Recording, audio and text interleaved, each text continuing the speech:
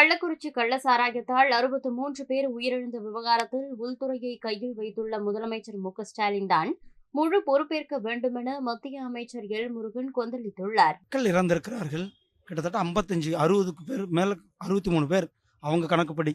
இன்னும் என்னன்றது எனக்கு தெரியல. இன்னும் கொஞ்சம் பேர் ஹாஸ்பிட்டல் இது 63 பேர் இறந்திருக்கிறார்கள். அதை பற்றின ஒரு முறையான விசாரணை வேண்டும். ஏற்கனவே மரக்காணம் சிபிசிஐடி விசாரணை என்னாச்சு? இன்னைக்கு வரலாம் அதனுடைய விசாரணை நீண்டு கொண்டு தான் இருக்கிறது. இன்னைக்கு வரலாம் அதுக்கு ஒரு முடிவில்லை. எங்கும் கள்ளச்சாராயம், எங்கும் விஷச்சாராயம். அவங்க என்ன வேணாலும் பேர் வைக்கணும். அது கள்ளச்சாராயம் ஆகட்டும், விஷச்சாராயம் ஆகட்டும், அல்லது மெத்தனாலில் தண்ணி கலந்து கொடுத்ததாகட்டும், இதுக்கெல்லாம் முழு பொறுப்பு திமுக அரசாங்கம், முழு பொறுப்பு திமுகவுடைய முதலமைச்சர் அவர்கள். காவல்துறையை தன்னுடைய கையில் வச்சிருக்கிறது முதலமைச்சர் அவர்கள். உள்துறையை கையில் வச்சிருக்கிறது முதலமைச்சர் அவர்கள். முழு பொறுப்பேற்க வேண்டும். அவர் அந்த துறையினுடைய அமைச்சரை ராஜினாமா செய்ய வேண்டும் என்று பொதுவாக அத்தனை பேரும் கேட்டாங்க. இன்னும் அந்த துறையினுடைய அமைச்சர் அதுக்கான பதில் கூட, விளக்கத்தை கூட கொடுக்காமல் தான் இருக்கிறார்.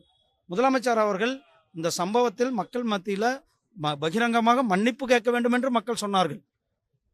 ஆனால் அவர்கள் அதை பற்றி எதுவுமே இன்றைக்கும் ஒரு நடவடிக்கை எடுக்கவில்லை. உடனடியாக இந்த வழக்கை சிபிஐ இடத்துல கொடுப்பது தான் இதனுடைய முழு உண்மையும் வெளிவரும்.